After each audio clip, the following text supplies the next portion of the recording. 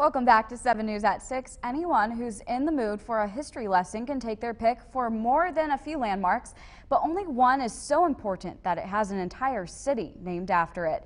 7 News reporter Colin Roos takes us to Fort Steuben as they celebrate Baron von Steuben's 291st birthday. A gateway to the Buckeye State and to the West.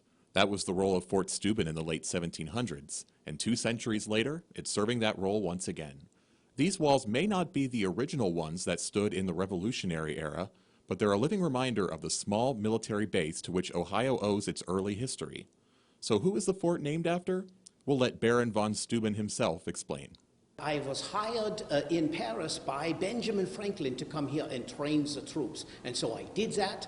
A couple of years after that, they named a fort after me. One of the guys that I trained, Captain Hamtramck, built a fort and named it after me. And I was so pleased. And so that's why Fort Steuben was called Fort Steuben. While the Baron never made it out here to visit his namesake base, he should be proud that it played a huge role in westward expansion.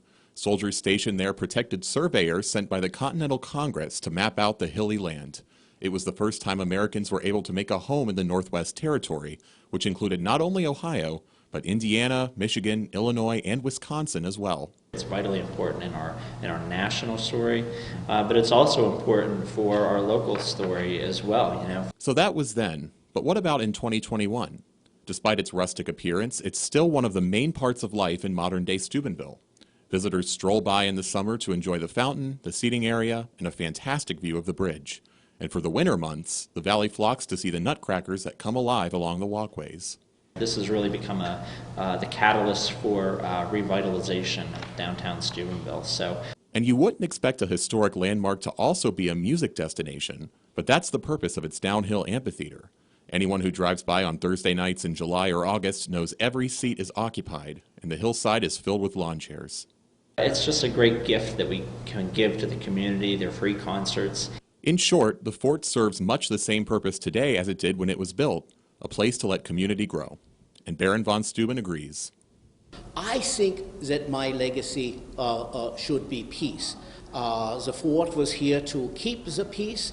There was no battles actually in Fort Steuben, so I think that would be very important. The wooden fence and log cabins may look like an anachronism next to the cars rushing by on the highway, but it nicely sums up what Fort Steuben is, a monument outside time where history and modern life go hand in hand. Reporting in Steubenville, I'm Colin Roos, working for you. I'll tell you what, Mr. Steuben looks pretty good for being 291 years old. Colin, thank you. The fort's next event will be a special candlelit history tour on the first 2 Saturdays of October.